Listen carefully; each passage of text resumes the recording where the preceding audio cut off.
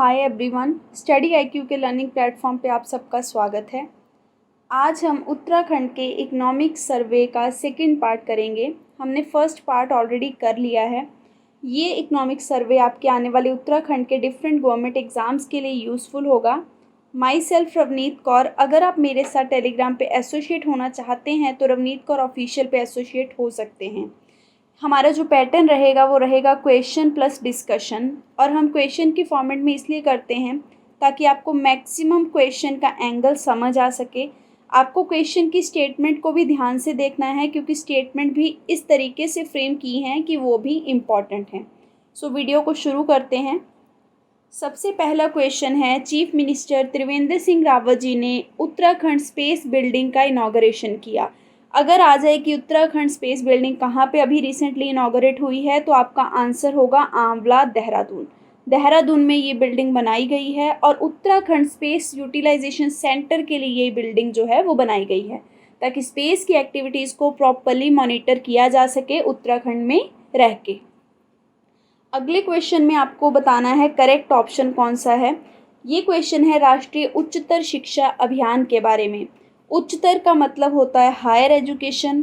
First जो option है वो क्या कहता है कि इस अभियान का मेन ऑब्जेक्टिव है हायर एजुकेशनल इंस्टीट्यूशन को फंडिंग प्रोवाइड करना, ताकि वो क्वालिटी एजुकेशन जो है वो प्रोवाइड कर सकें। बिल्कुल सही पॉइंट है ये। हायर एजुकेशन को अच्छी फंडिंग देने के लिए ये स्कीम बनाई गई। सेकंड कहता है कि इसके अंतर्गत उत्तराखंड को जो अमाउंट दिया जाएगा उसका रेशो होगा 90:10, मतलब 90% कॉन्ट्रीब्यूशन अमाउंट का जो है वो सेंट्रल गवर्नमेंट करेगी और 10% कॉन्ट्रीब्यूशन उत्तराखंड का रहेगा। बिल्कुल सही बात है। ये अमाउंट का जो कॉन्ट्रीब्यूशन है ये क्यों किया जाएगा, ताकि हम हायर एजुकेशन को और भी ज़्यादा डेवलप बना सकें। तो दोनों ही ऑप्शन सही हैं। आंसर होगा option number 3। Next question eVIN के बारे में है। आपको बताना है कि जो ईविन है वो आपको किस चीज़ की रियल टाइम इंफॉर्मेशन प्रोवाइड करेगा। देखिए, इसमें डायरेक्टली लिखा हुआ है कि ये गवर्नमेंट के यूनिवर्सल इम्यूनाइजेशन प्रोग्राम को क्या करेगा, असिस्ट करेगा। ये प्रोग्राम क्या है, इसके अंतर्गत जो वैक्सीनेशन होती है 7 डिसीज़ की, बच्चों को जो बचपन में ही लगाई जाती हैं वो दी जाएंगी, यूनिवर्सली उनका कवरेज किया जाएगा। तो अगर वैक्सीन की बात हो रही है तो ईविन भी हमारा किस चीज़ की रियल टाइम इंफॉर्मेशन देगा, हमारी वैक्सीन के स्टॉक की।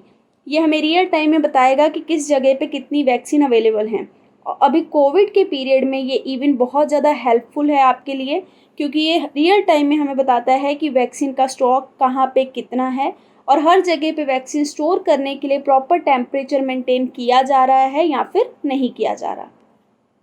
अगला क्वेश्चन ईविन के बारे में ही है। ये जो ईविन है इसको ministry of health and family welfare ने बनाया है।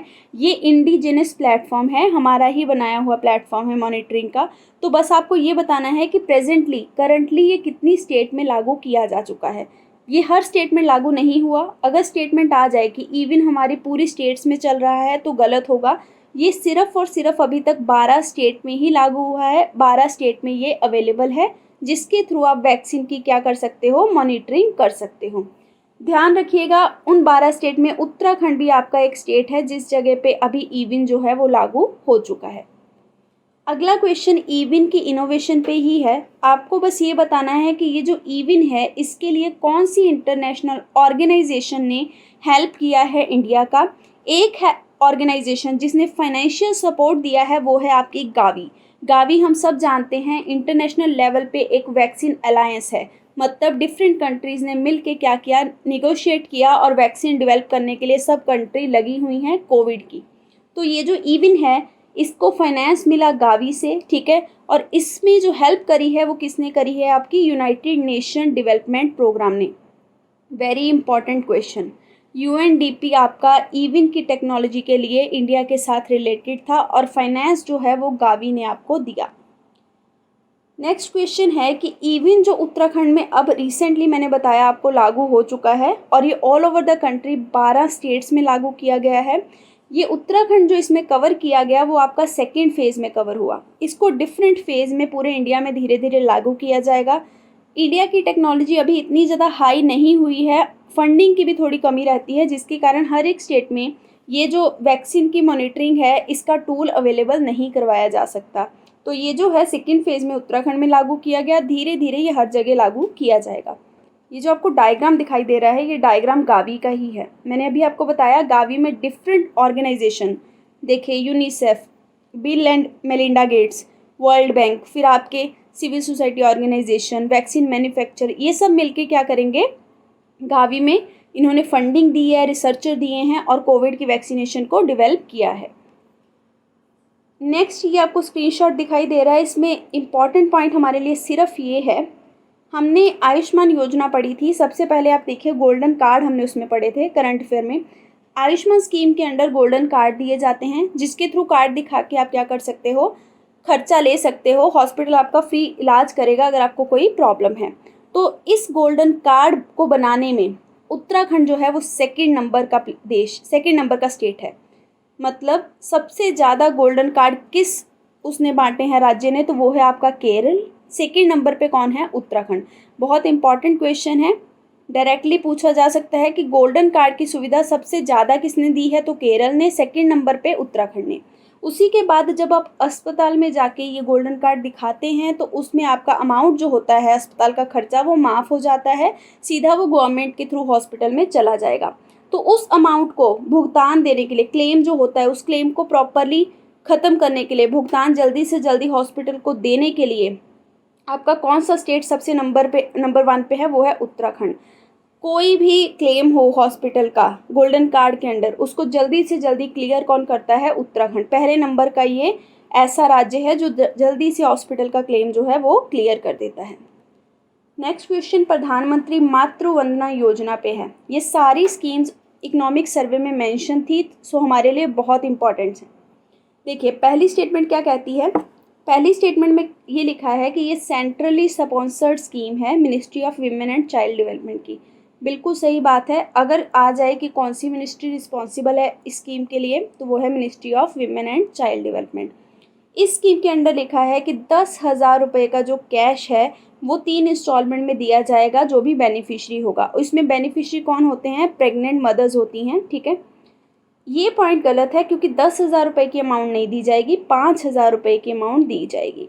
तो हमारा करेक्ट ऑप्शन सिर्फ है आपका 1 only. Next question Gaura Devi कन्या योजना के बारे में है। आपको बताना है ये स्कीम कौन सी स्टेट गवर्नमेंट की है। ध्यान रखिएगा, बहुत इंपॉर्टेंट स्कीम है ये, उत्तराखंड स्टेट गवर्नमेंट की स्कीम है गौरा देवी कन्या धन योजना, जिसके अंतर्गत SC ST और बिलो पॉवर्टी लाइन वाली जो लड़कियां हैं उनको क्या दिया जाएगा, 50,000 रुपये का फाइनेंशियल असिस्टेंस, धनराशि जो है वो दी जाएगी। अमाउंट ध्यान रखनी है 50,000 की अमाउंट। अगर क्वेश्चन आ जाए कि गौरा देवी कन्या धन योजना के अंतर्गत कितनी राशि दी जाएगी, तो 50,000 रुपये की राशि दी जाएगी।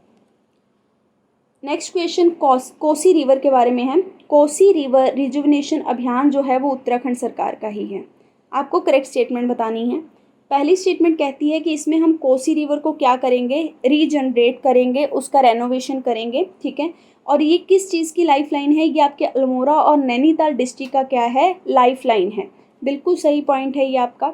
सेकंड कहता है कि इस काम के लिए नेशनल वाटर अवार्ड और स्कोच अवार्ड भी दिया जा चुका है किसे, उत्तराखंड की गवर्नमेंट को। ये जो कोसी रिवर का रिजुविनेशन है, ठीक है, पुनर्जीवन जो इसको दिया गया क्योंकि बहुत गंदी हो गई थी रिवर, तो ये उत्तराखंड इसमें सक्सेसफुल भी रहा, जिसके लिए अवार्ड दिया गया नेशनल वाटर अवार्ड और स्कॉच अवार्ड। तो ये दोनों ही पॉइंट सही हैं। कोसी रिवर के बारे में आपको थोड़ी सी चीज़ें ध्यान रखनी है।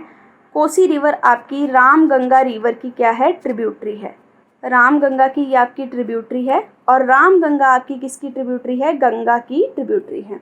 कोसी को लोकल हम किस नाम से जानते हैं, कोसिला रिवर के नाम से, कोसिला रिवर के नाम से इसे जाना जाता है। और ये जो आपकी रिवर है कोसी, ये जिम कॉर्बेट नेशनल पार्क से भी गुजरती है। अगर पूछा जाए कि जिम कॉर्बेट से कौन सी रिवर गुजरती है जिसमें रिजुविनेशन अभियान चला था, तो वो आपकी कोसी रिवर होगी, जिसको कोसिला भी कहा जाता है। अगला क्वेश्चन लाइवलीहुड पैकेज मॉडल पे है। लाइवलीहुड पैकेज मॉडल का मतलब क्या हुआ, आजीविका पैकेज, जैसे किसी को एम्प्लॉयमेंट देना। तो पहली स्टेटमेंट कहती है कि इसके अंतर्गत क्या किया जाएगा, सस्टेनेबल मीन्स ऑफ लाइवलीहुड दिए जाएंगे, डायरेक्ट एम्प्लॉयमेंट भी दिया जाएगा डेली का, किनको, गरीब फैमिलियों को जो कि गाँव में रहती हैं। बहुत सही पॉइंट है। डेली लेवल पे एम्प्लॉयमेंट दिया जाएगा ताकि कोई भूखा नहीं सोए। सेकंड कहती है कि इसमें एक से ज़्यादा लाइवलीहुड एसेट भी दिए जाएंगे पूरी फैमिली को, मतलब पूरी फैमिली को भी रोज़गार के बहुत सारे मुद्दे बताए जाएंगे, बहुत सारे अवेन्यूज़ भी बताए जाएंगे, डिफरेंट डिपार्टमेंट्स के अंडर उनको काम दिया जाएगा ताकि उनकी फाइनेंशियल सिक्योरिटी जो है वो बनी रहे। एक तो एक बंदे को डेली एम्प्लॉयमेंट दिया ही जाएगा, दूसरा पूरी फैमिली को क्या किया जाएगा, एक से ज़्यादा लाइवलीहुड एसेट दिए जाएंगे, ठीक है, संपत्ति के रोज़गार के अवसर बताए जाएंगे जिससे वो कभी भी भूखे ना सोएं और उनकी फाइनेंशियल सिक्योरिटी बनी रहे। तो ये दोनों ही पॉइंट्स आपके सही हैं। नेक्स्ट, इस स्लाइड में जो इम्पोर्टेंट चीज़ है वो आपकी प्रिया सॉफ्ट है। अगर आ जाए कि प्रिया सॉफ्ट क्या है तो ध्यान रखिएगा, ये उत्तराखंड गवर्नमेंट के लिए ही है। इसमें क्या किया जाएगा प्रिया सॉफ्ट में, ये आपकी पंचायत से रिलेटेड है। पंचायत के लिए कोई भी अगर फंडिंग आती है तो वो जो आपकी फंडिंग है उसको मॉनिटर करना कि प्रॉपरली फंड पंचायत के पास गया या नहीं गया, उसको देखने के लिए प्रिया सॉफ्ट है, ठीक है। पंचायती राज को प्रॉपर अकाउंटेबल बनाने के लिए, उसमें अच्छे से निवेश देने के लिए, फंड देने के लिए, उसको ध्यान से मॉनिटर करने के लिए अपने मोबाइल के थ्रू ही, इलेक्ट्रॉनिक फॉर्म में। अगला है एक्शन सॉफ्ट। जो एक्शन सॉफ्ट है ये किससे रिलेटेड है, शहरों में जैसे कोई काम चल रहा है, किसी विलेज में कोई काम चल रहा है, लोकल एरिया में कोई काम चल रहा है, तो उस काम को देखा जाए, उस काम का प्रॉपरली विजिलेंस किया जाए कि वो काम ढंग से हो भी रहा है कि नहीं, कितना काम कितनी जगह हो गया, उसके लिए ये एक्शन सॉफ्ट जो है ये भी उत्तराखंड की सरकार का है। अगला क्वेश्चन है नेशनल रूरल लाइवलीहुड मिशन पे। आपको बताना है कि ये किस मिनिस्ट्री के अंडर का मिशन है, किस मिनिस्ट्री के अंतर्गत आता है, और ये अब उत्तराखंड के सारे डिस्ट्रिक्ट में क्या हो गया है, शुरू हो चुका है। नेशनल रूरल लाइवलीहुड मिशन के अंतर्गत रूरल एरिया में आजीविका के डिफरेंट अवेन्यूज़ बताए जाएंगे, जैसे कि लोन दिया जाएगा जो भी यूथ है, ठीक है, रूरल एरिया में अगर काम करना चाहता है, बस की सेवा, बस की फैसिलिटी के लिए लोकल बसेस चलाई जाएंगी, जो बस चलाएगा उसको भी क्या मिलेगा, रोज़गार मिलेगा। तो ये आपकी जो स्कीम है नेशनल रूरल लाइवलीहुड मिशन, ये है मिनिस्ट्री ऑफ रूरल डेवलपमेंट के अंडर। बहुत इंपॉर्टेंट है ये क्वेश्चन भी। नेक्स्ट क्वेश्चन है, उत्तराखंड में आपको बताना है कि कितने विलेजेस जो हैं उनको भारत नेट प्रोजेक्ट 2.0 के अंतर्गत नेट दिया जाएगा। भारत नेट, भारत मतलब पूरे भारत में हम इंटरनेट की सुविधा जो है वो देंगे, ठीक है। गांव में, हर एक गांव में नेट जाएगा भारत नेट के अंतर्गत, और इसमें उत्तराखंड के 12,000 विलेजेस कवर होंगे। ध्यान रखिएगा, 12,000 जो गांव हैं उत्तराखंड के उनको क्या दिया जाएगा, भारत नेट के अंतर्गत नेट दिया जाएगा। अगले क्वेश्चन में आपको इनकरेक्ट स्टेटमेंट बतानी है भारत नेट की। पहली स्टेटमेंट कहती है कि इसको यूनिवर्सल सर्विस ऑब्लिगेशन फंड से फाइनेंस दिया जाएगा। ये एक तरीके का फंड है जिसके अंडर क्या होगा, रूरल एरिया में इंफ्रास्ट्रक्चर को, नेटवर्क को बढ़ाने के लिए कंट्रीब्यूशन किया गया है, तो इसी से पैसा जो है इस प्रोजेक्ट के लिए जाएगा, भारत नेट के लिए। सही बात है। सेकंड है कि ये टेलीकम्युनिकेशन मिनिस्ट्री के अंतर्गत आता है, बिल्कुल सही पॉइंट है। थर्ड पॉइंट क्या कहता है कि ये 2 फेजेज़ में इम्प्लीमेंट होगा। 2 फेजेज़ में होगा ही, हमने पीछे देखा भारत नेट 2.0 के अंतर्गत उत्तराखंड के 12,000 विलेज कवर किए जाएंगे, तो सेकेंड फेज़ चल रहा है, 2 फेजेज़ में होगा। और कौन सी कंपनी के अंतर्गत होगा, ये होगा भारत ब्रॉडबैंड नेटवर्क लिमिटेड के अंडर, तो ये पॉइंट भी सही है। फोर्थ आपका कहता है कि सेंटर ने, यूनियन गवर्नमेंट ने उत्तराखंड के भारत नेट प्रोजेक्ट के लिए कितने करोड़ का अमाउंट दिया, 5,000 करोड़ का, तो ये गलत है आपका। उत्तराखंड को 2,000 करोड़ रुपए का फंड दिया गया है, ना कि 5,000 करोड़ का। किसके लिए, भारत नेट के लिए। अमाउंट ध्यान रखिएगा, फोर्थ पॉइंट गलत हो गया आपका। अगले क्वेश्चन में अटल मिशन जो है for rejuvenation and urban transformation, इसमें क्या किया जाएगा, जो गांव के एरिया हैं उनको ही इस तरीके से बना दिया जाएगा कि वहाँ के लोग माइग्रेशन करके अर्बन एरिया में नहीं जा पाएँ, उसी को डेवलप किया जाएगा। हम अपने विलेजेस को ही क्या करेंगे, डेवलप करेंगे। तो इसमें आपके लिए इम्पॉर्टेंट पॉइंट बस ये है कि उत्तराखंड में अगर पूछा जाए कि कितने नगरों में ये जो योजना है वो चलाई जा रही है, तो टोटल 7 जगह पे योजना चलाई जा रही है। 6 नगर कौन से हैं, नगर निगम देहरादून, हरिद्वार, रुड़की, हल्द्वानी, ठीक है, काठगोदाम, काशीपुर, रुद्रपुर, और एक आपकी नगर पालिका नैनीताल। तो 7 जगह पे टोटल आपकी अमृत स्कीम जो है वो उत्तराखंड में चलाई जा रही है। अगर आ जाए कि अमृत स्कीम उत्तराखंड की हर डिस्ट्रिक्ट में चल रही है तो वो गलत होगा। ये केवल 7 जगह पे चलाई जा रही है। अगले क्वेश्चन में आपको ये बताना है कि उत्तराखंड का कौन सा सिटी जो है वो स्मार्ट सिटी के अंतर्गत सिलेक्ट हुआ है। 100 सिटीज़ पूरे इंडिया में सिलेक्ट हुई हैं स्मार्ट सिटी बनने के लिए। हमने ये क्वेश्चन करंट अफेयर में भी किया था। तो देहरादून है आपका जो कि स्मार्ट सिटी बनेगा उत्तराखंड में। नेक्स्ट क्वेश्चन में आपको बताना है कि स्मार्ट सिटी बनाने के लिए कितने % जो अमाउंट है वो कौन देगी, आपकी गवर्नमेंट ऑफ इंडिया देगी। तो ध्यान रखिएगा, इम्पॉर्टेंट है, 50% अमाउंट, मतलब 50% खर्चा जो है वो कौन बियर करेगी, गवर्नमेंट ऑफ इंडिया, और बचा हुआ आपका अलग अलग जगह से मैनेज होगा। नेक्स्ट क्वेश्चन है इंटीग्रेटेड कमांड कंट्रोल सेंटर कहाँ पे सेटअप किया जाएगा, ठीक है, किस प्रोजेक्ट के अंडर सेटअप किया जाएगा। इंटीग्रेटेड कमांड कंट्रोल सेंटर का मतलब क्या हुआ कि डिफरेंट चीज़ें जैसे स्कूल, बस, हॉस्पिटल, ट्रैफिक लाइट, हर एक चीज़ अपने आप में कनेक्टेड है और कंट्रोल एक जगह से हो रही है, ठीक है। तो ये आपका एक तरीके से क्या है, ये आपका स्मार्ट सिटी है। तो ये स्मार्ट सिटी के अंतर्गत का प्रोजेक्ट है, ठीक है।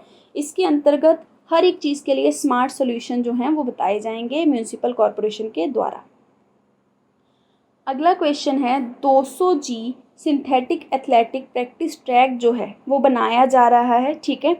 कहाँ पे, महाराणा प्रताप सपोर्ट कॉलेज में। ये क्यों बनाया जा रहा है, 38th नेशनल गेम, ये हमने करंट अफेयर में कवर किया था, ये उत्तराखंड में होंगी, ठीक है। 38th नेशनल गेम उत्तराखंड में हो रही है।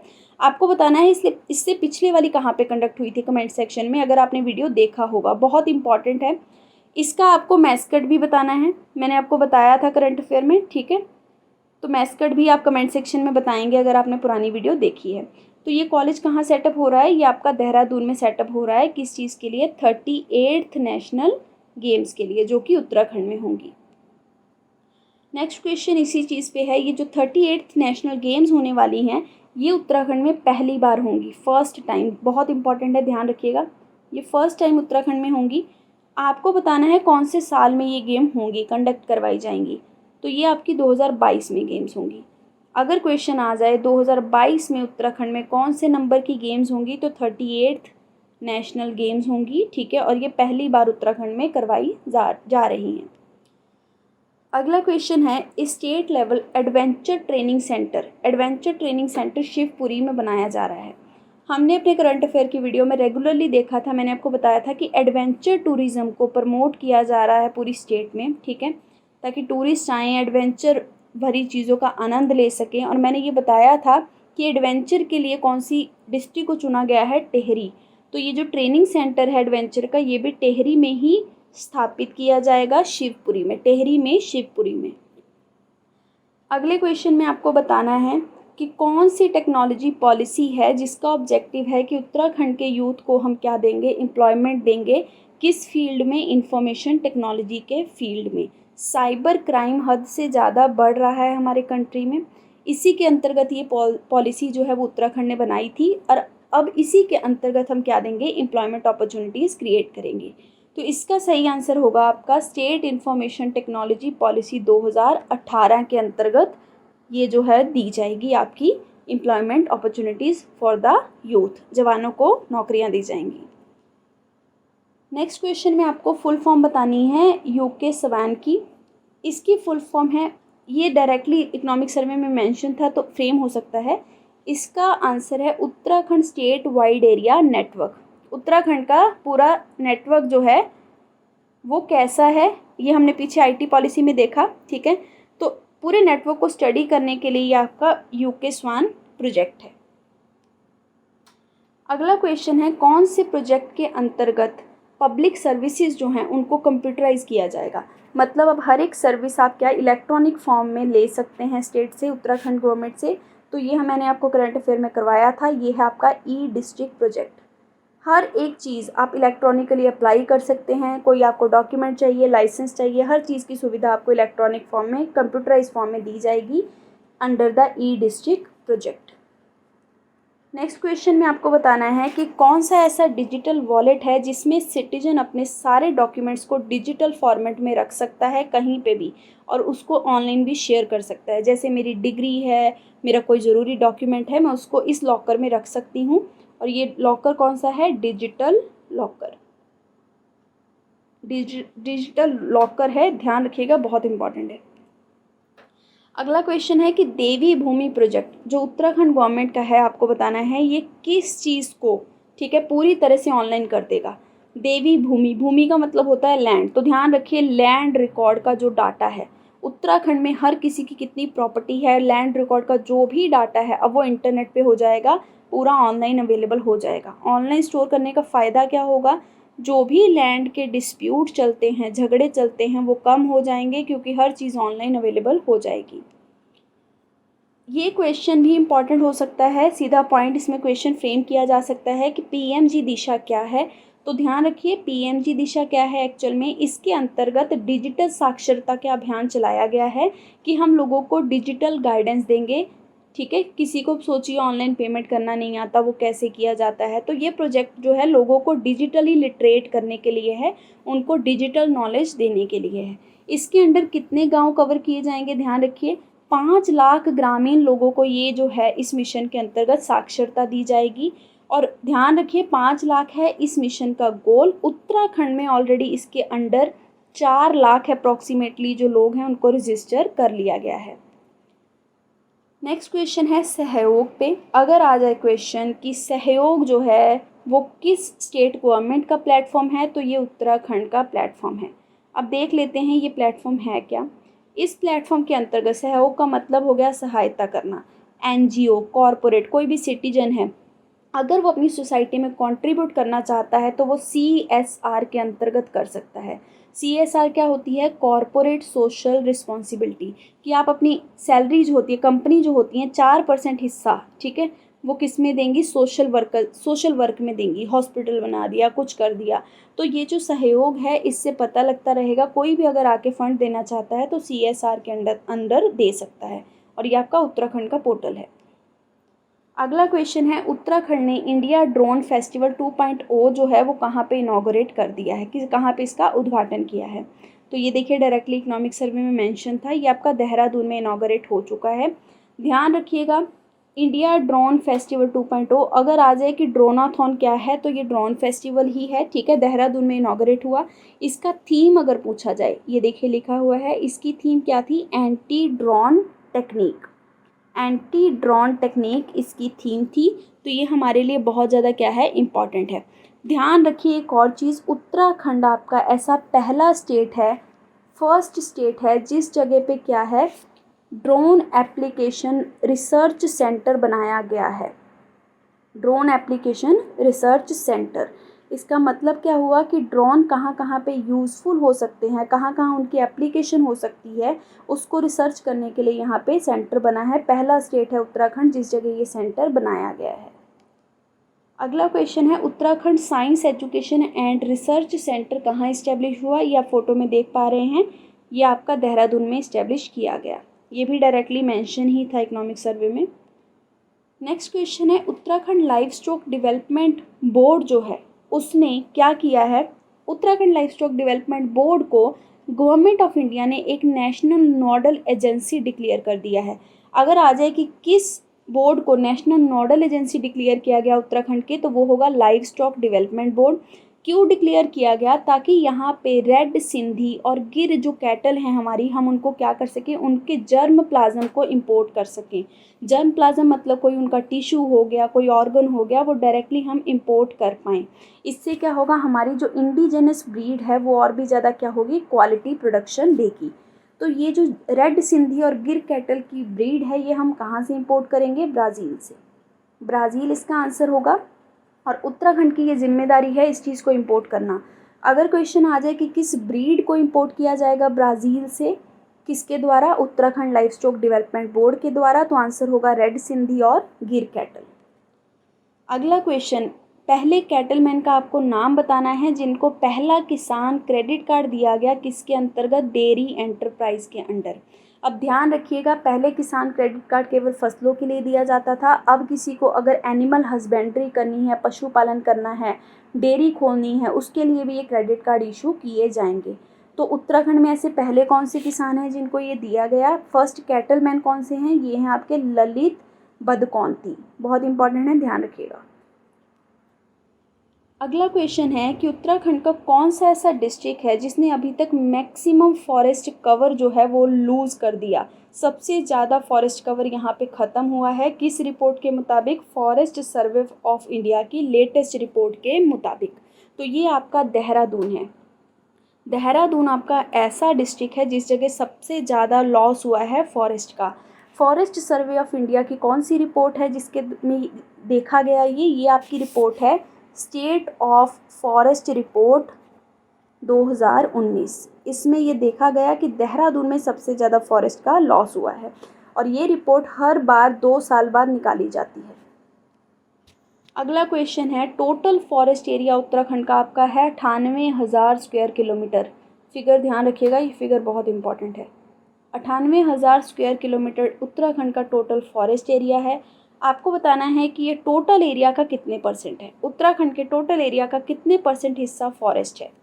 तो ये आपका 77%, 77% हिस्सा उत्तराखंड का क्या है आपका फॉरेस्ट कवर से घिरा हुआ है।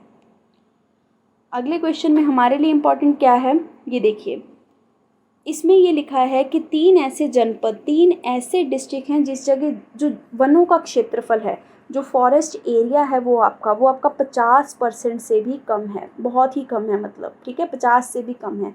ये 3 आपको ध्यान रखने हैं क्योंकि डायरेक्टली इकोनॉमिक सर्वे में मेंशन है। पहला है हरिद्वार, अगला है ऊधम सिंह नगर, उसके बाद है बागेश्वर। ये 3 डिस्ट्रिक्ट में आपका 50% से कम है फॉरेस्ट एरिया। अगले क्वेश्चन में आपको बताना है कि लेटेस्ट जो फॉरेस्ट सर्वे ऑफ इंडिया की रिपोर्ट है जो हमने पीछे देखी, इंडिया स्टेट फॉरेस्ट रिपोर्ट 2019, इसमें कितने डिस्ट्रिक्ट में ये बताया गया है उत्तराखंड के कि वहाँ पे फॉरेस्ट कवर की नेगेटिव ग्रोथ हुई है। नेगेटिव ग्रोथ मतलब फॉरेस्ट कवर कम हुआ है। 3 डिस्ट्रिक्ट हैं ऐसे, ठीक है, ध्यान रखिएगा। 3 डिस्ट्रिक्ट ऐसे हैं आपके जहाँ पे नेगेटिव ग्रोथ देखने को मिली है फॉरेस्ट की। जंगल वहाँ बड़ा नहीं है और भी कम हो गया है, ठीक है। और 50% से कम भी देखा हमने, 3 डिस्ट्रिक्ट थे। ये 3 डिस्ट्रिक्ट कौन से हैं जहाँ नेगेटिव ग्रोथ हुई है? ये आपके हैं नैनीताल, ऊधम सिंह नगर और हरिद्वार। इंपॉर्टेंट है, सारे डिस्ट्रिक्ट नोट डाउन कर लीजिए, बहुत इंपॉर्टेंट है। नेक्स्ट क्वेश्चन है Uttarakhand forest resource management project है एक, ये कौन सी एजेंसी फंड कर रही है इस प्रोजेक्ट को? इसके अंतर्गत किया क्या जाएगा? फॉरेस्ट रिसोर्स को बचा के रखा जाएगा, उनको और भी ज़्यादा बढ़ाया जाएगा, इन्हांस किया जाएगा, और जो डिज़ास्टर का रिस्क होता है उसको भी क्या किया जाएगा? कम किया जाएगा। डिज़ास्टर के लिए सबसे फेमस जापान है, तो जापान इंटरनेशनल कोऑपरेशन एजेंसी जो है वो उत्तराखंड को सहयोग कर रही है फॉरेस्ट को स्टोर करने के लिए। नेक्स्ट क्वेश्चन बहुत इंपॉर्टेंट है, पॉइंट बहुत इंपॉर्टेंट है। क्वेश्चन इससे इस तरीके से फ्रेम हो सकता है कि उत्तराखंड के वेटलैंड रूल्स कौन से साल में बने गए थे, लागू हुए थे? तो 2017 में लागू हुए थे वेटलैंड रूल। हमने अपने करंट अफेयर में किया था कि रिसेंटली उत्तराखंड का एक वेटलैंड जो है वो रामसर में इंक्लूड हो गया है। कमेंट सेक्शन में आप बताएंगे अगर आपने पुरानी करंट की वीडियो देखी है कि वो कौन सा रामसर साइट में डिक्लेयर किया गया है, कौन सा वेटलैंड है। एक चीज़ और आपको ध्यान रखनी है कि उत्तराखंड में 2 कंजर्वेशन रिजर्व हैं, नाम दोनों के याद रखने हैं, झिलमिल कंजर्वेशन रिजर्व और आसन कंजर्वेशन रिजर्व, ये भी इम्पॉर्टेंट है। अगला जो पॉइंट है वो है कि अगर आ जाए कि उत्तराखंड में कितने टोटल वेटलैंड हैं, तो 994 वेटलैंड हैं उत्तराखंड में टोटल, जिनमें से अभी तक केवल एक वेटलैंड रामसर में क्या हो गया है? डेजिग्नेट, डिक्लेयर कर दिया गया है। नेक्स्ट पॉइंट क्या कहता है? देहरादून का एक लेलता गांव है, इस गांव का नाम आपको ध्यान रखना है। क्यों? क्योंकि अब इस गांव में हर परिवार को नल जल कनेक्शन दे दिया गया है, मतलब टैप वाटर वहां पे पहुंचा दिया गया है। हम सबको पता है उत्तराखंड सरकार जल जीवन मिशन के अंतर्गत किस चीज़ में लगी है कि 2024 तक जो गाँव के एरिया हैं वहाँ पर क्या पहुँच जाए? टैप वाटर पहुँच जाए। तो लेलता गांव ऐसा गांव है जिस जगह में क्या है? नल जल कनेक्शन पहुंच चुका है, और ये आपका देहरादून में है ये गांव, लेलता गांव। डिस्ट्रिक्ट भी ध्यान रखना है। नेक्स्ट क्वेश्चन है कौन सा ऐसा डिस्ट्रिक्ट है उत्तराखंड का जो कि 6ठे नंबर पे रहा है? किस चीज़ के अंतर्गत? जल शक्ति अभियान के अंडर। जल शक्ति अभियान हमने पीछे ही देखा, ठीक है। इस अभियान के अंतर्गत क्या किया जाएगा? पानी को कंजर्व करने के बहुत सारे तरीके खोजे जाएंगे और पाइप वाटर सप्लाई भी दी जाएगी इसी के अंडर में मिशन चला के। तो ये आपका है नैनीताल डिस्ट्रिक्ट जो कि 6ठे नंबर पे रहा है जल शक्ति अभियान के अंतर्गत। जल शक्ति अभियान क्या करता है, रैंकिंग रिलीज़ करता है, ठीक है। हर स्टेट को रैंक दिया जाता है कि वो कौन से नंबर पे पहुंच गया है वाटर को कंजर्व करने के लिए, उसने अपने जल जीवन मिशन के अंतर्गत क्या क्या प्लानिंग कर दी हैं, क्या क्या चीज़ इम्प्लीमेंट करी है। तो इसी रैंकिंग में नैनीताल हमने देखा 6th नंबर पे है। बस आपको बताना है कि ये जो रैंकिंग है ये कौन सी मिनिस्ट्री रिलीज़ करती है। ये आपकी है मिनिस्ट्री ऑफ जल शक्ति, इम्पॉर्टेंट है। अगर आ जाए क्वेश्चन जल शक्ति अभियान की रैंकिंग कौन डिसाइड करता है, तो मिनिस्ट्री ऑफ जल शक्ति करती है, जिसमें कि 6th नंबर पे नैनीताल रहा है। अगले क्वेश्चन में हमारे लिए इम्पॉर्टेंट नमामि गंगे में एक कॉन्सेप्ट है गंगा ग्राम। नमामि गंगे के अंतर्गत क्या है, गंगा ग्राम मतलब गंगा विलेजेस आप कह सकते हो, वो घोषित किए जाएंगे। उनका काम क्या होगा, गंगा के पानी को सुरक्षित रखना, वहाँ पे पोल्यूशन नहीं होने देना, उनको कंजर्व करना, वहाँ के घाट जो हैं उनको सुंदर बनाना, ठीक है। बस आपको ध्यान रखना है कि अभी तक उत्तराखंड में से 4 ऐसे गांव हैं जिनको गंगा ग्राम घोषित किया गया है। कितने गांव हैं, 4 ऐसे गांव हैं जिनको गंगा ग्राम घोषित किया गया है। इसमें से 2 आपके गांव उत्तरकाशी में हैं, ठीक है। एक आपका जो गांव है वो देहरादून में है, एक आपका पौड़ी में है। तो उत्तरकाशी, देहरादून और पौड़ी, ये 3 जगह पे गांव हैं आपके 4। उत्तरकाशी में 2 गांव हैं। तो 4 गांवों को गंगा ग्राम घोषित किया गया अंडर द नमामि गंगे। अगले पॉइंट में हमारे लिए इम्पोर्टेंट क्या है, सिर्फ डायरेक्टली हमें झीलों के नाम ध्यान रखने हैं। डायरेक्टली क्वेश्चन फ्रेम हो सकता है कि कोलीडेग झील जो है उसका निर्माण कहाँ चल रहा है, तो चंपावत में। थरकोट झील अगर पूछी जाए तो पिथौरागढ़ में। थरकोट में एक जंगल भी है बहुत फेमस। अगर आ जाए कि गगास नदी जो है रिवर, ठीक है, उसमें जो जलाशय बनाया जा रहा है वो कहाँ है, तो अल्मोड़ा आएगा। लवाली झील जो है वो पौड़ी में बनाई जा रही है। हरिपुरा और तमूरिया जलाशय जो है, ठीक है, उस पे क्या बनाया जा रहा है, सोलर पावर प्रोजेक्ट बनाया जा रहा है। ये जलाशय पे सोलर पावर प्रोजेक्ट बनाया जा रहा है 40 मेगावाट की क्षमता वाला।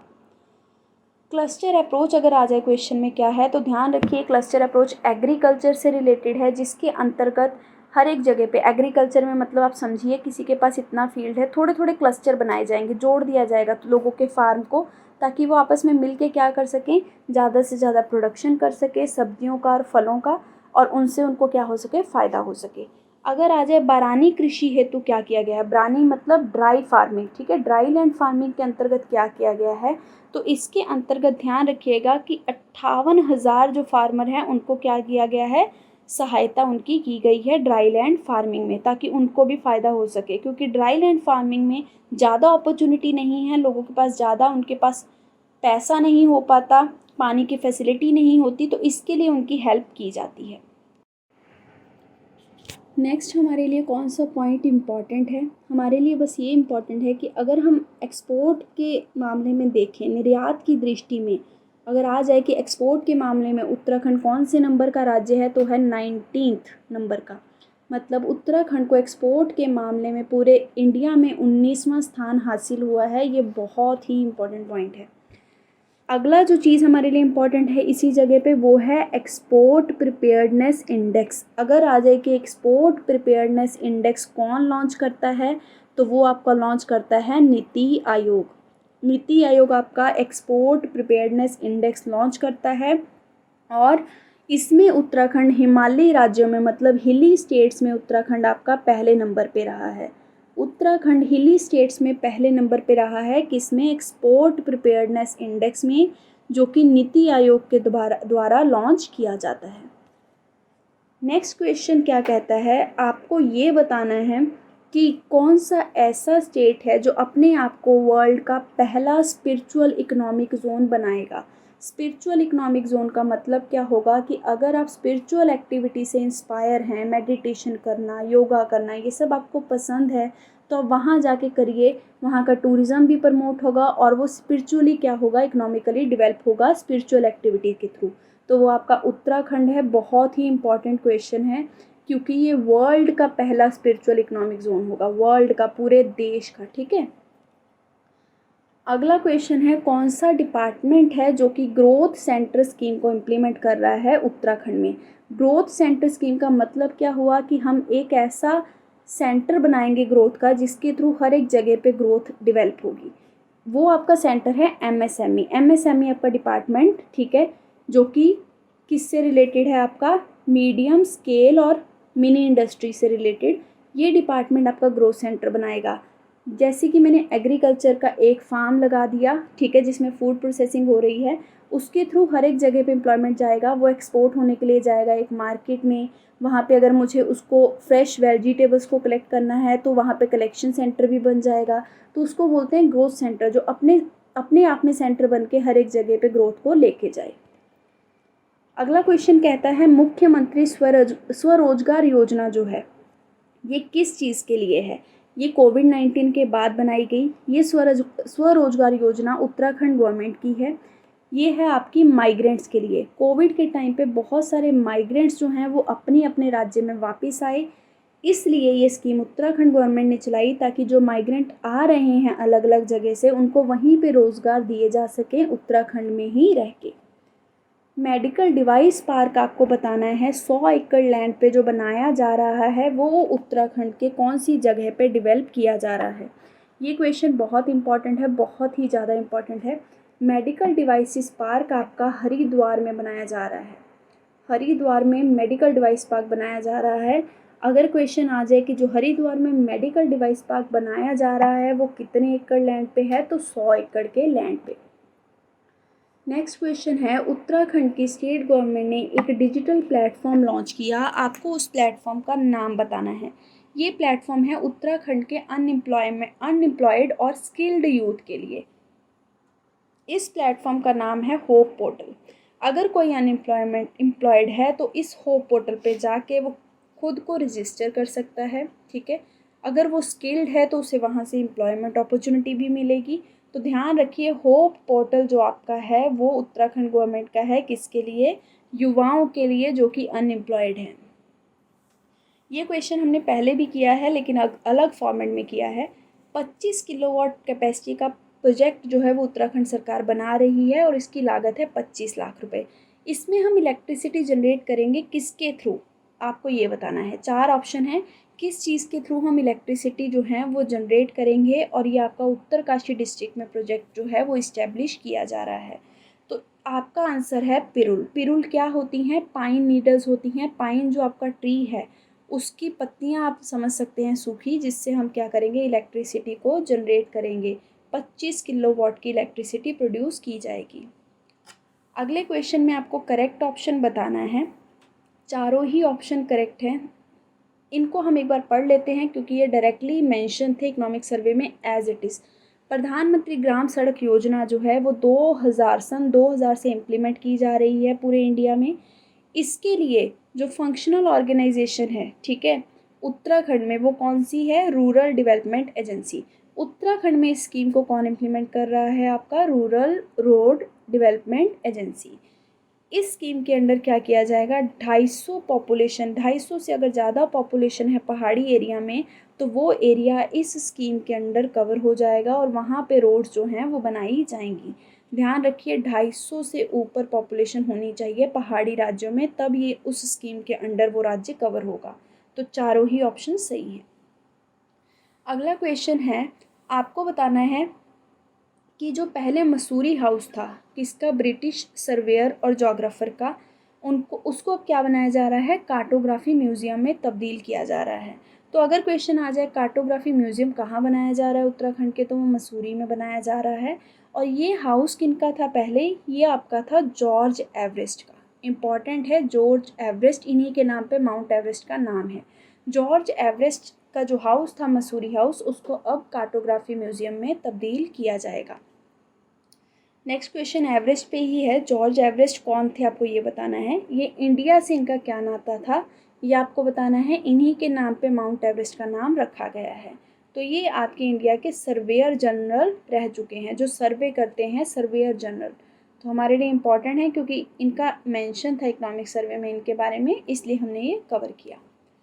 सो आज का लेक्चर यहीं पे ख़त्म होता है। इसी के साथ हमारा इकोनॉमिक सर्वे जो है वो बाइंड अप हो जाता है।